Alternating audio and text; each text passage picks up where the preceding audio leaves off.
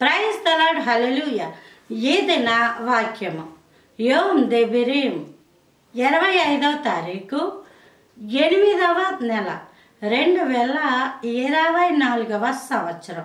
మన దేవుడు ఇస్తున్న చక్కటి మాట సామెతల గ్రంథము 6వ అధ్యాయము 20వ వచనం. నా కుమారుడా, నీ తండ్రి ఆజ్ఞను గైకొనుము. అంటే నీ తండ్రి నీతో ఏ మాట చెప్తున్నాడో అది ఆలకించు. అయితే లోకపరమైన తండ్రి నీకు చెడు కూడా చెప్పచ్చు. ఇదిగో నువ్వు ఇలా చేయి, ఇదిగో నువ్వు అలా చేయి అని ఎంతోమంది తండ్రులు పిల్లలకి చెడు నేర్పించడం వల్ల వాళ్ళు తమ యొక్క జీవితాలు నాశనం చేసుకుంటున్న వాళ్ళు ఉంటారు. పండంటి కాపురంలో నిప్పులు వేసేసిన తండ్రులు కోకొల్లలుగా ఉంటారు. ఇదిగో నీ భార్యను అలా అను, ఇదిగో నువ్వు ఇలా చేయి, నువ్వు అలా చేయి అని అంటే ఆ కుమారుడు తన తండ్రి మాట విని వచ్చి ఇంట్లో కుటుంబాన్ని ఇబ్బంది పెడతా ఉంటుంటాడు, పిల్లల్ని ఇబ్బంది పెడతా ఉంటుంటాడు. అలాంటి వాళ్ళు ఉన్నారు. అయితే నీ తండ్రిని ఆజ్ఞను గైకొనమంటే వాళ్ళు ఏం చెప్తా అది వినే అని కాదు.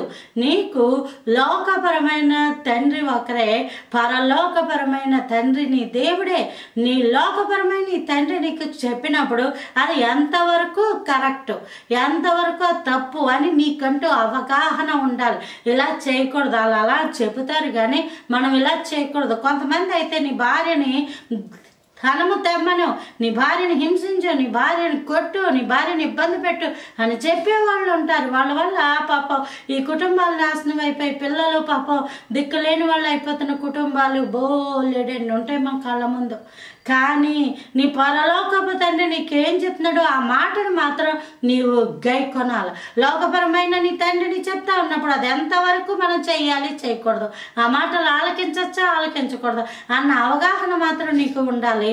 అలాగే నీ పరలోకపు తండ్రి వాక్యము ద్వారా నీతో మాట్లాడుతూ ఉన్నప్పుడు ఆ మాటకు నువ్వు లోబడు.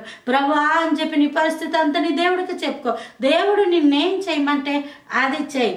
అది చేసినప్పుడు నీ జీవితం 30 60 100 ఆశీర్వాదకరంగా ఉండును కాక. తండ్రిని హిబ్రూలో అబి అని అంటారు, గ్రీకులో పటేర్ అని అంటారు. Praise the Lord. ఆమెన్.